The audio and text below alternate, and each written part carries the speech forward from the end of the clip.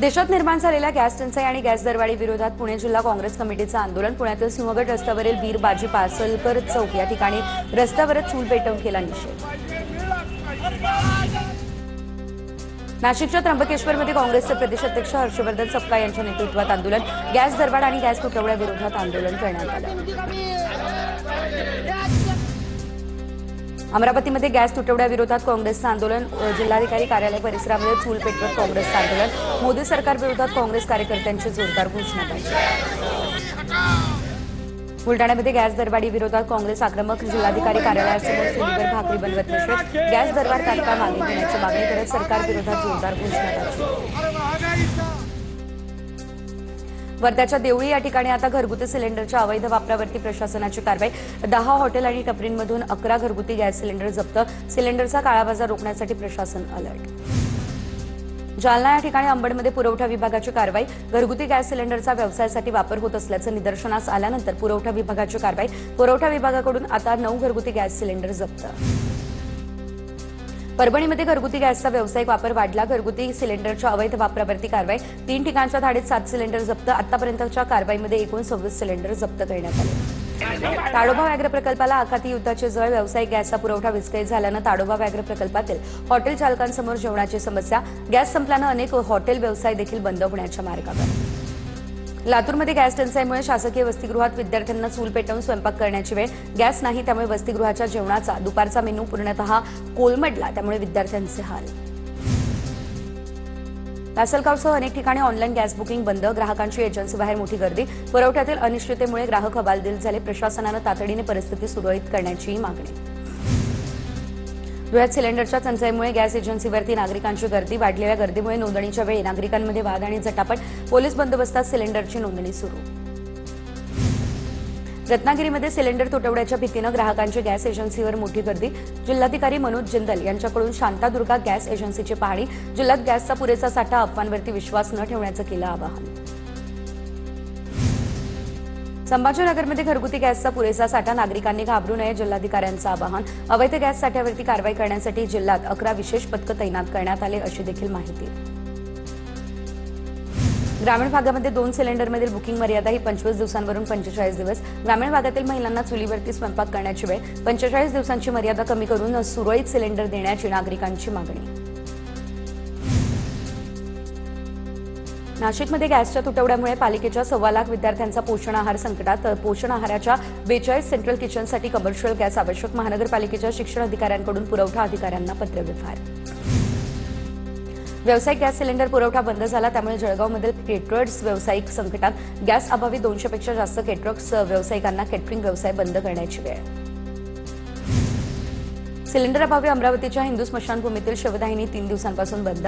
गॅसच्या तुटवड्यामुळे शवदाहिनी बंद ठेवण्याचा हिंदू स्मशानभूमी समितीचा निर्णय। लाकूड देऊन सर्व मृतदेहांवरती अंत्यसंस्कार। भंडाऱ्यात प्लास्टिक पॅकेजिंग उद्योग संकटात। कच्चा माल महागला, त्यामुळे प्लास्टिक बॉल पॅकेजिंगचा खर्च निघेना। इराण इस्रायल संघर्षाच्या पार्श्वभूमीवरती लहान मोठ्या उद्योगांवरती मोठा परिणाम। अकोल्याच्या अकोट लोहारी रोड परिसरामध्ये सिलेंडरचा स्फोट। 4 ते 5 सिलेंडरच्या स्फोटाने परिसर हादरला। स्फोटानंतर परिसरामध्ये काही काळ भीतीचं वातावरण। अवैध साठवणूक आणि अनधिकृत रिफिलिंग सुरू आहे का, असा संशय।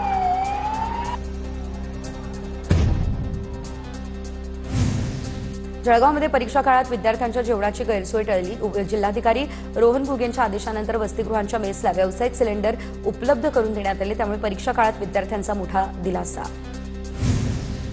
गॅस सिलेंडरचा पुरवठा होत नसल्यानं नाशिकचं प्रसिद्ध सायंतारा हॉटेल देखील बंद। तर सायंतारा हॉटेल बाहेर बंदचा फलक। उपवासाच्या पदार्थांसाठी हे सायंतारा हॉटेल प्रसिद्ध, मात्र उपवास असणाऱ्या ग्राहकांची गैरसोय टाळण्यासाठी उद्या आणि परवा दुकान सुरू ठेवण्यात येणार।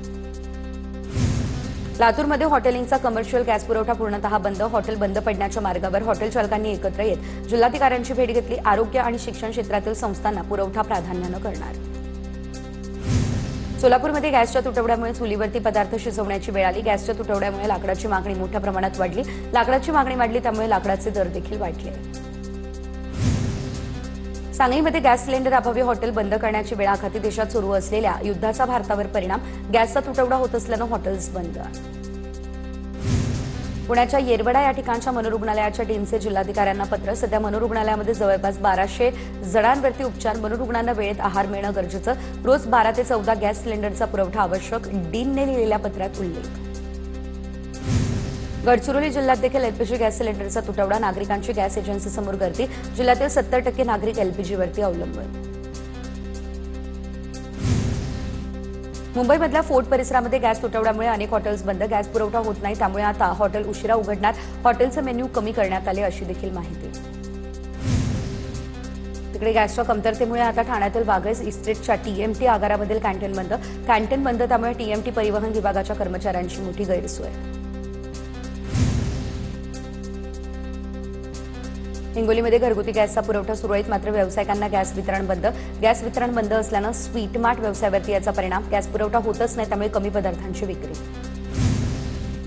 रत्नागिरीमध्ये गॅस एजन्सीच्या बाहेर नागरिकांची मोठी रांग. घरगुती गॅस सिलेंडर नोंदवण्यासाठी ग्राहकांच्या रांगा. घरगुती गॅस सिलेंडर मिळवण्यासाठी नागरिकांची धावाधाव. छत्रपती संभाजीनगरमध्ये व्यावसायिक गॅसचा मोठ्या प्रमाणात तुटवडा. पोळी भाजी केंद्रही बंद. सरकारने व्यावसायिक गॅस पुरवठा करण्याची पोळी भाजी केंद्र चालकांची मागणी.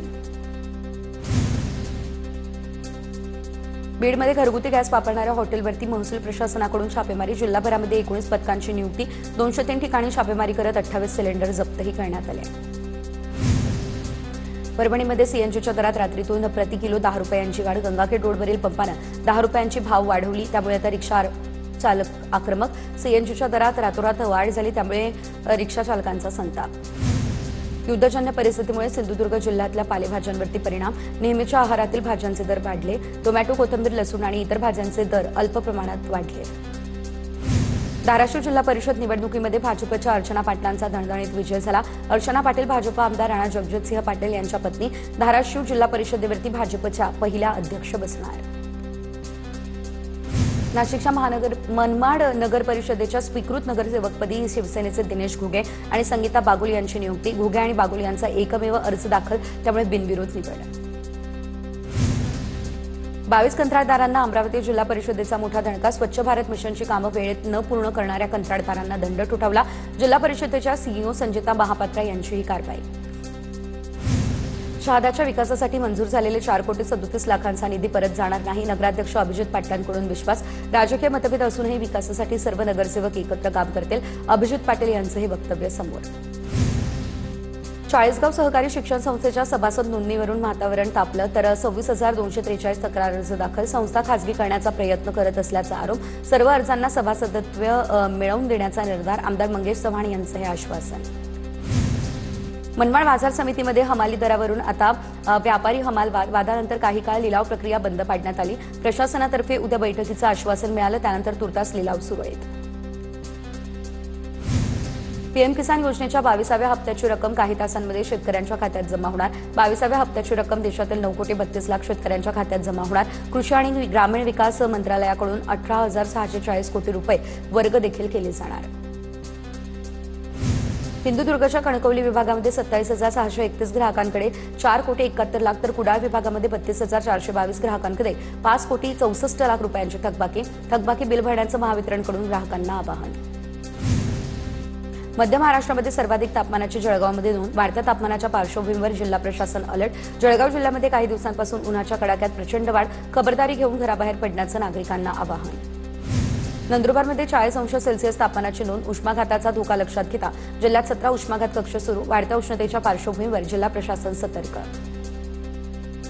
सीएसएमटी साईनगर शिर्डी वंदे भारत एक्सप्रेसवरती कल्याणजवळ दगडफेक. C2 आणि C3 या कोचच्या खिडक्यांच्या काचा फुटल्या. आरोपी सनी कांबळे पोलिसांच्या ताब्यात. आरटीएफकडून आरोपीवरती गुन्हा देखील दाखल करण्यात आला. नंदुरबारमध्ये सुजलान कंपनी विरोधात शेतकऱ्यांचे टॉवर बंद आंदोलन. मोबदला न देता जमिनीवरती अतिक्रमण केल्याचा सुजलान कंपनीवर शेतकऱ्यांचा आरोप. 15 दिवसांमध्ये न्याय न मिळाल्यास परिसरातील सर्व टॉवर कायमस्वरूपी बंद करण्याचाही इशारा दिला. पिंपनेर परीक्षा केंद्रावरती शिक्षक आणि पालकांनी विद्यार्थ्यांना उघडपणे कॉपी पुरवल्याचा प्रकार. एका विद्यार्थ्याची जिल्हाधिकाऱ्यांकडे तक्रार. सीसीटीव्ही तपासून दोषींवरती कठोर कारवाई करण्याची आणि परीक्षा कॉपीमुक्त करण्याची मागणी. नाशिकच्या कुंभमेळ्यात पोलिसांचा मोठा बंदोबस्त असेल. भाविकांच्या सुरक्षेसाठी 2015च्या तुलनेत पोलीस बळ दुपटीने वाढवलं जाईल. तर पोलीस आयुक्त संदीप कर्णिक यांनी सादर केला बंदोबस्ताचा आराखडा. यावेळी 25,000 पोलीस बंदोबस्तासाठी तैनात असणार. ग्रामरोजगार सेवकाचा पैसे घेतानाचा व्हिडिओ व्हायरल. बीडच्या माजलगाव तालुक्यातील वाघोरामधला प्रकार. फळबाग लागवडीचे मस्टर काढण्यासाठी पैसे घेतल्याचा आरोप. कारवाई करण्याची केली जातीय मागणी. जळगावमध्ये कर्तव्यात हलगर्जीपणा करणाऱ्या कंत्राटी आरोग्य सेविकेची हकालपट्टी. आरोग्य सेविका नाही त्यामुळे आशा सेविकेला करावी लागली प्रसूती. दुर्दैवानं उपचारादरम्यान नवजात बालकाचा मृत्यू. कंत्राटी आरोग्य सेविका नंदा कडू पाटलांवरती जिल्हा परिषदेची ही कारवाई. मसाजोगचे सरपंच संतोष देशमुख हत्या प्रकरणातील आरोपी जयराम चाटे 14 महिन्यानंतर जेलबाहेर. चाटेला भावाच्या 12व्याच्या विधीसाठी जेलबाहेर येण्याची कोर्टाची विशेष परवानगी. कल्याण पूर्वमध्ये अनधिकृत मदरसा बांधकामावरती पालिकेची धडक कारवाई. पोलीस बंदोबस्तामध्ये आता वाढीव बांधकामांवरती कारवाई. शहरातील अनधिकृत बांधकामांविरोधात मोहीमही सुरू असणार प्रशासनाचा हा इशारा. अलिबागच्या बोरघरमध्ये भीषण अपघात झालाय तर उसरमधील कामगारांच्या टेम्पो पलटला त्यामुळे अपघात झाला. अपघातात 2 जणांचा मृत्यू झाला. 10 जण या टेम्पोतून प्रवास करत असल्याची माहिती मिळाली. अहिल्यानगरच्या पवारांच्या राष्ट्रवादीचे अध्यक्ष अभिषेक कळमकर यांचा अटकपूर्व जामीन जिल्हा कोर्टानं फेटाळला. कळमकरने नोकरीचे आमिष दाखवत युवतीवरती केलेले लैंगिक अत्याचार. कोल्हापूरमधील कागलच्या कर्नूर गावामध्ये तणाव. व्हॉट्सअपवरील आक्षेपार्ह मेसेजमुळे गावात तणाव. तरुणाच्या एका गटाकडून तरुणाच्या घरावरती दगडफेक. कागल पोलिसात गुन्हा देखील दाखल करण्यात आला.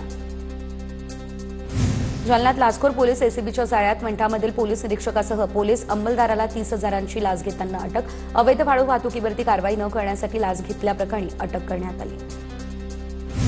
हिंगोलीच्या सेनगावमधील शेतकऱ्यांचं विहिरीमध्ये उतरून आत्मक्लेश आंदोलन. तर धनगरवाडी विहीर चोरी प्रकरणातील आरोपींना अटक करण्याची शेतकऱ्यांची मागणी.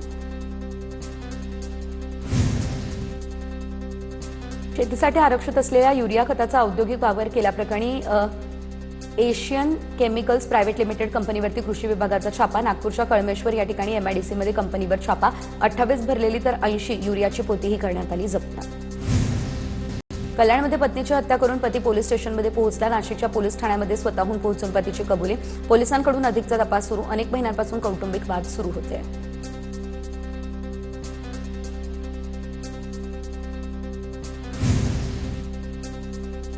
अकोला शासकीय रुग्णालयातील डॉक्टरांवर सलाईन स्टँडने हल्ला. सुरक्षेचा प्रश्न ऐरणीवरती. कागदपत्रांच्या वादातून रुग्ण मोहम्मद शाहरुख खानचा डॉक्टर प्रथमेश सरनाईक यांच्यावर हिंसक असा हल्ला.